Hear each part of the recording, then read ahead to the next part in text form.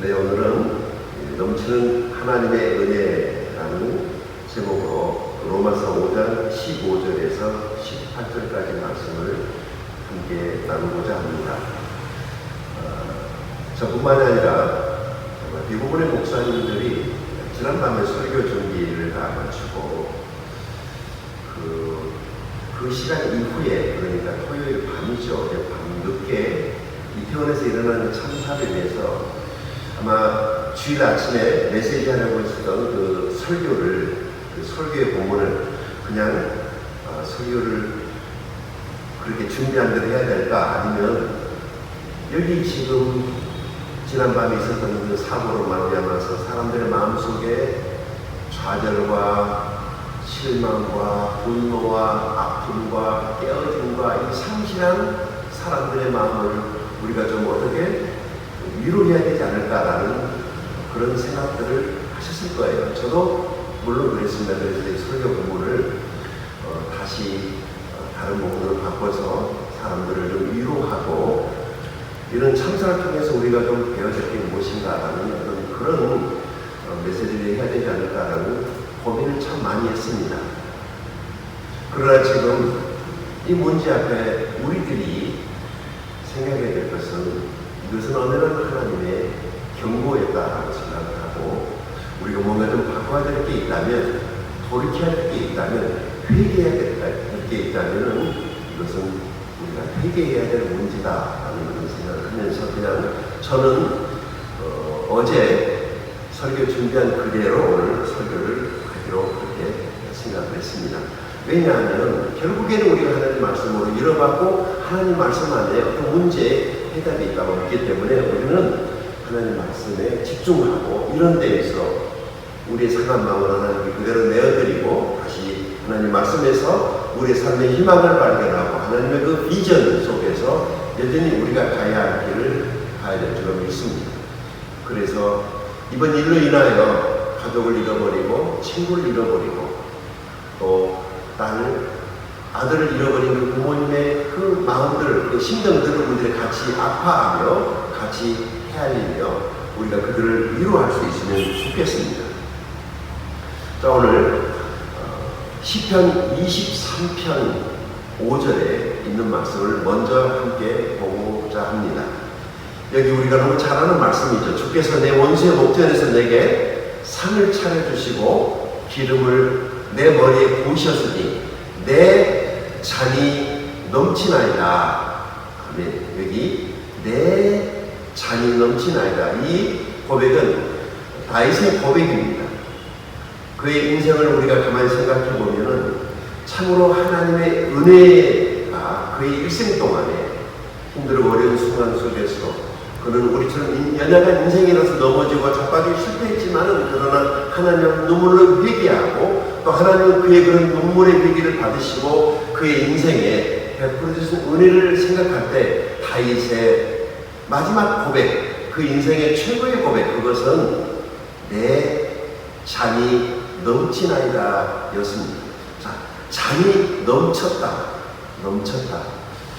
우리 인생에 이걸 축복이라고 말을 하는데, 인생을 살아보면 이 세상에는 모든 것이 다 모자라죠. 부족하죠. 그래서 조금만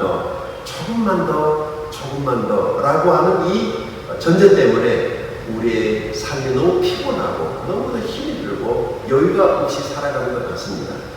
우리가 어떻게 해야만이 다윗처럼 내 잔이 넘치나이다 라는 이런 고백을 하면서 살아갈 수 있을까? 자, 여러분에게 있어서 질문합니다. 하나님의 은혜, 여러분 자신에게 그동안에 베풀어 주신 하나님의 은혜는 충분한 은혜였습니까? 아니면 부족한 은혜였습니까? 그래서 뭔가 부족하기 때문에 나는 하나님의 더 큰 은혜를 바란다. 하나님 나에게도 더 많이, 조금만 더, 내 잔이 아직 채워지지 않았어요. 넘치지 않았어요. 나는 부족해요. 그래서 하나님 나에게 조금 더 주세요 라는 이런 기도를 하고 계십니까? 아니면 이미 주신 은혜, 하나님이 나에게 베풀어 주신 은혜 충분합니다 라고 그렇게 말하고 계십니까? 로마서 5장은 사도 바울이 로마에 있는 성도들에게 보낸 서신입니다. 당시에 그 로마라고 하는 그 나라에 살고 있었던 이 이스라엘 민족들, 그에 있는 하나님의 백성들은 참으로 힘들고 어려운 생활을 하고 있었죠. 그래서 사도 바울은 그들이 다가온 삶의 여러 가지 문제를 신학적으로 잘못 해석을 하면 더 큰 문제와 오리에 빠질 수 있다는 것을 알고 그들을 격려하기 위해서, 이제 로마 방문에 앞서서 그 그리스도인들을 격려하기 위해서 쓴 편지가 바로 로마서입니다. 하나님의 복음이 우리 개인에게 가져다온 놀라운 일들을 이제 사도 바울이 소개하고 있죠. 먼저는 우리는 십자가 복음 안에서 하나님과 원수된 상태에서 화목하게 되었다라고 말을 합니다. 구원받은 사람은 하나님 안에서 평화를 누려야 한다고 사도 바울은 권면합니다. 그리고 다음으로 구원받은 사람은 언제든지 하나님 앞에 나아갈 수 있을 뿐만 아니라 이제는 내일의 삶 속에 하나님과 동행을 하기 때문에 모든 순간순간을 하나님 안에서 즐거워해야 한다고 사도 바울 로마에 있는 성도들을 권면합니다. 자, 그런데 여기까지 설명을 하고 나니까 한 가지 의문이 생겼습니다. 과연 예수님의 십자가 사건, 바로 이 사건과 이 세상 사람들의 이 모든 죄 문제가 예수님의 십자가 사건 하나로 이 세상에 이렇게 많은 죄들, 이렇게 많은 사람들이 살고 있는데 과연 예수님의 십자가만으로 이 죄 문제가 해결될 수 있을까라고 하는 질문이죠. 자, 첫 번째 질문, 정말 예수님 한 분으로 충분한가라는 것입니다. 예수님은 한 번 십자가에서 피를 흘리고 죽으셨어요. 과연 그것으로 우리의 죄가 다, 우리의 지난 과거, 현재, 미래 모든 죄가, 모든 사람들의 죄가 과연 다 해결될 수 있을까? 정말 우리의 구원이 예수님 한 분으로, 십자가 사건만으로 충분한가라는 질문이죠. 왜냐하면 히브리 사람들은요, 한 사람이 죄를 지으면 반드시 그 사람을 위하여 제사를 드려야 했습니다. 그러니까 속죄 제사는 사람마다 그리고 사건마다 절기를 지켜서 짐승을 죽이는 이 속죄 제사를 드렸던 것입니다. 사도 바울이 누구보다도 이 사실을 더 잘 아는 것이기 때문에 이것을 재차 설명할 필요가 있었던 것이죠. 그리고 이 질문은 믿지 않은 사람들이 주라는 질문입니다. 그리고 구원받은 우리도 우리 스스로에게 자주 하는 질문이기도 하죠. 우리 주변에 예수님을 잘 믿다가 미끄러진 사람들을 볼 수 있어요. 왜 그런가? 그들이 잘 예수님을 믿고 따라오다가 의심을 했기 때문에 넘어진 거죠. 실족하는 거예요. 왜냐하면 예수 그리스도의 우리를 향하신 구원의 계획은 그 옛날이나 그리고 지금이나 앞으로 미래의 영원토록 동일합니다. 구원의 조건은 하나입니다. 예수 그리스도를 믿음으로만 구원을 받도록 하나님이 그렇게 하셨기 때문에 그것은 우리가 예수 십자가를 믿을 때 하나님이 우리들에게 주시는 은혜예요. 이것을 의심하니까 자꾸 의심이 생기니까 믿음에서 백슬라이딩 하는 것입니다. 사단이 하는 일은 끊임없이 우리를 의심하게 하는 것입니다. 사단은 성도를 충동질합니다. 야, 너 같은 죄인이 어떻게 그렇게 쉽게 구원을 공짜받을 수 있겠어?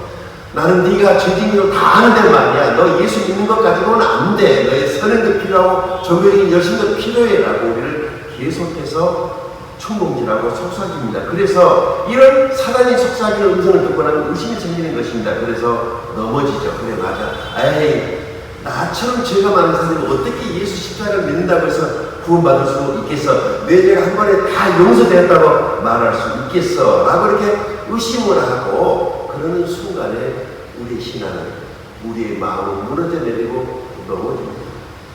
예수님은 지금으로부터 2000년 전에 이 세상에 오셔서 십자가에서 죽으셨는데 그게 오늘을 살아가는 나와 정말 상관이 있을까? 그렇게 생각하면 구원이 흔들리고 믿음이 흔들립니다.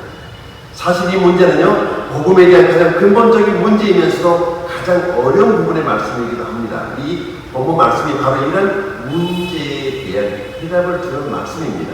오늘의 본문 12절과 19절을 연결해서 계속 읽어보면은 사도 바울이 무엇을 말하고 싶어 하는지를 우리는 잘 알 수 있습니다.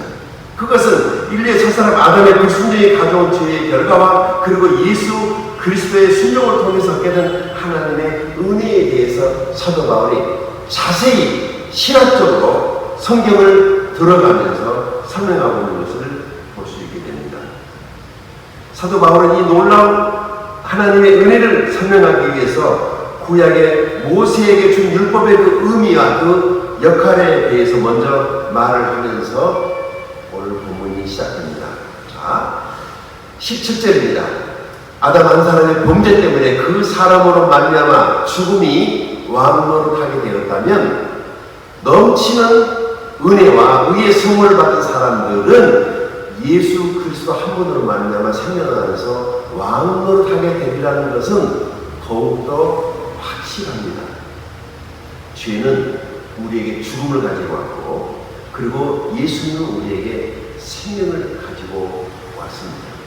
아담은 우리 모든 사람들을 범죄하게 만들었고 그 아담의 범죄는 모든 사람이 죄인이 되었으며 모든 사람이 영적으로 죽어 하나님과 분리되겠단 말이죠. 그러나 예수 그리스도의 한 분은 하나님의 은혜의 선물을 우리에게 가지고 오셨어요. 그래서 그분이 십자가에서 죽으심으로 말미암아 우리 모든 죄를 다 용서하셨고 그리고 예수 그리스도께서 다시 부활하심으로 말미암아 그 하나님의 생명이 그분 안에 있는 생명이 예수 믿는 모든 사람들에게 다 주어진 것이다 라고 말을 합니다.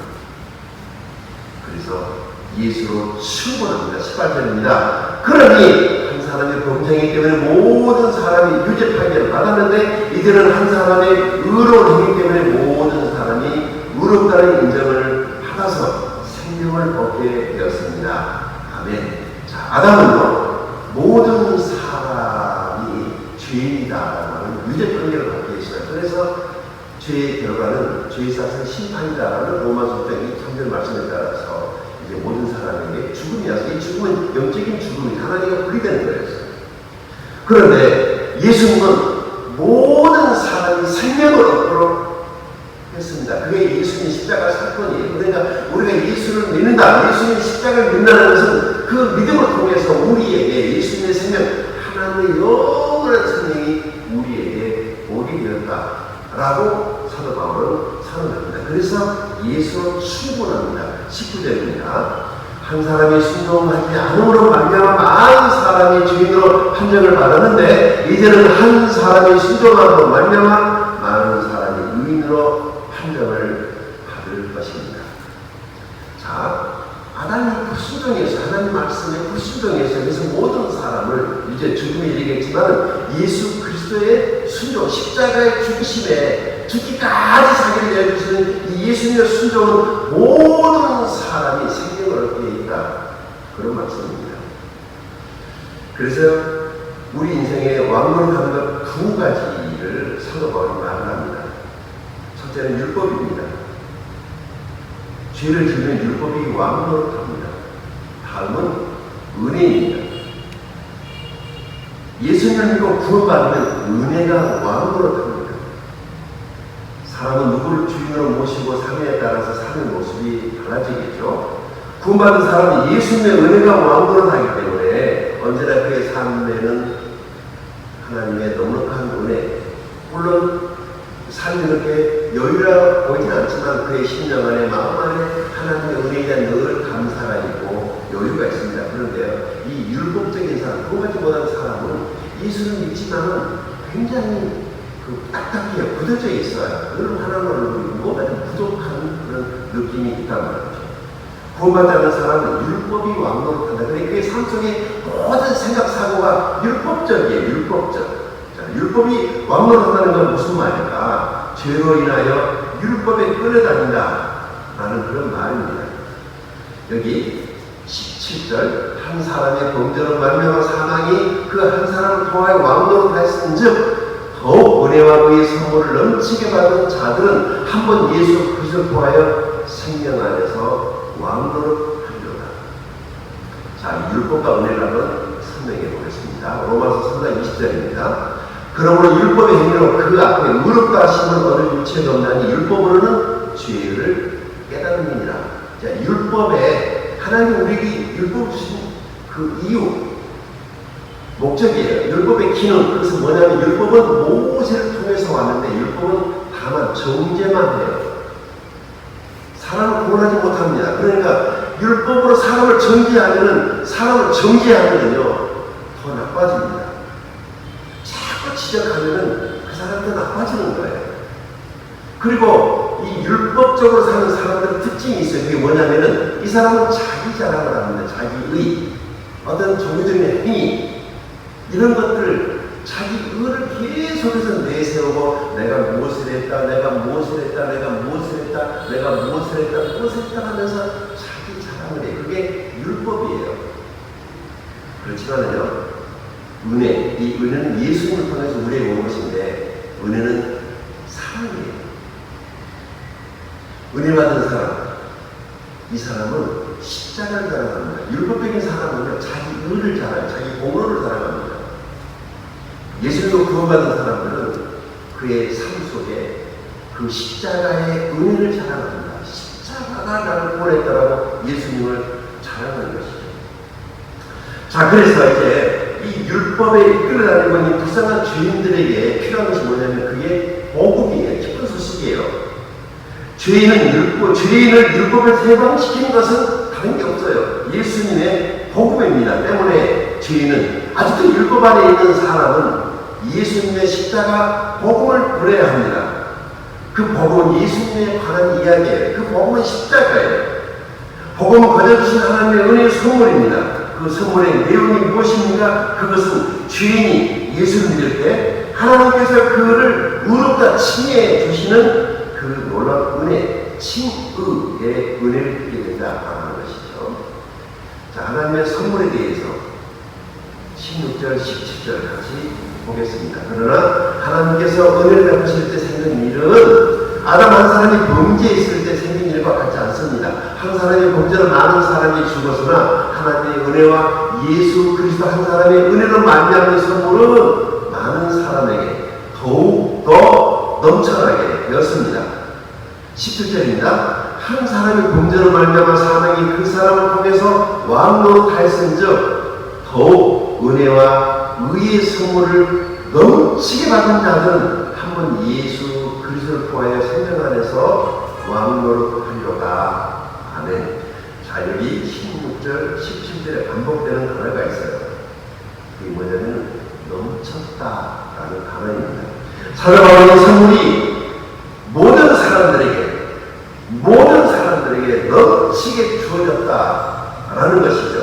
그 넘치는 은혜가 죄인된 우리를 의인으로 바꾸게 되었다라는 것입니다. 그런데 이건 예수 믿는 사람들이 할 수 있는 말이 아직도 예수 그리스도를 받아들이지 않고 자기의 선한 행위나 종교적인 행위나 자기의 의로 율법을 통해서 구원받으려고 하는 사람들에게는 이 넘치는 은혜가 아직 그 사람에게는 해당되지 않습니다.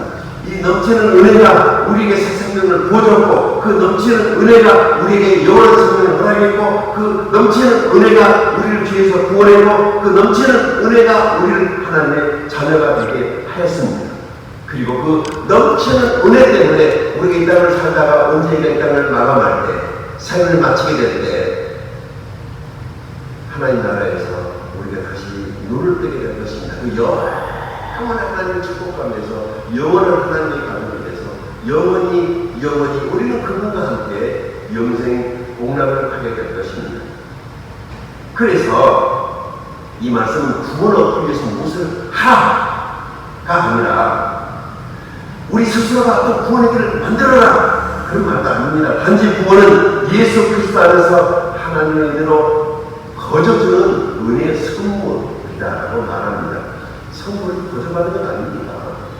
바로 구원이 우리에게 하나님의 은혜의 선물, 거저주시는 하나님의 선물이었습니다. 바로 이런 이유 때문에 우리가 예수를 믿어야 하는 것입니다. 사실 여러분, 나의 구원을 위해서 내가 한 것은 아무것도 없습니다. 그런데 내가 예수를 믿었다는 그 이유 하나만으로 내가 구원을 받았다. 이것임을 믿어졌다면 그거 진짜 은혜죠. 이거 의심하지 마십시오. 그냥 믿으면 되는 거예요.